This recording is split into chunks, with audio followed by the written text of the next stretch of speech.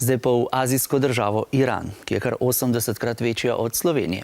Tam je veliko visokih gora in puščav, država pa ima tudi uranovo rudo, iz katere pridobivajo radioaktivni uran. Vplivne države sveta so zaskrbljene, ker naj bi v Iranu uran bogatili tudi za izdelavo jedrske bombe. Na to temo so se njihovi predstavniki v Ženevi sestali z iranskimi. Podrobno pod lupo poglejmo, kaj je bogatitev urana in zakaj je lahko nevarna.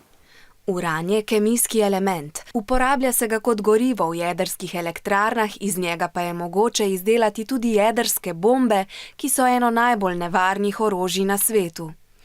Uran je za delovanje v jedrskih elektrarnah treba obogatiti.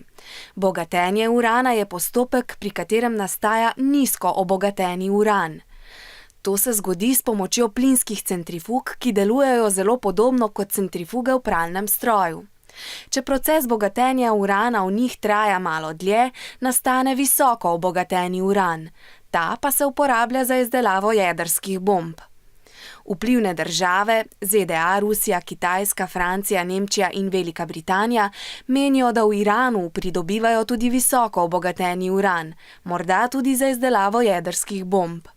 Iran trdi, da uran bogati izključno za gorivo za jedrske elektrarne in ne za izdelavo jedrskih bomb. Tem državam tudi 30 let ni pustil preveriti, zakaj Iran v resnici uporablja plinske centrifuge. Na konferenci v Ženevi zdaj poskušajo doseči dogovor o tem, koliko svojih načrtov z uranom bo Iran razkril drugim državam.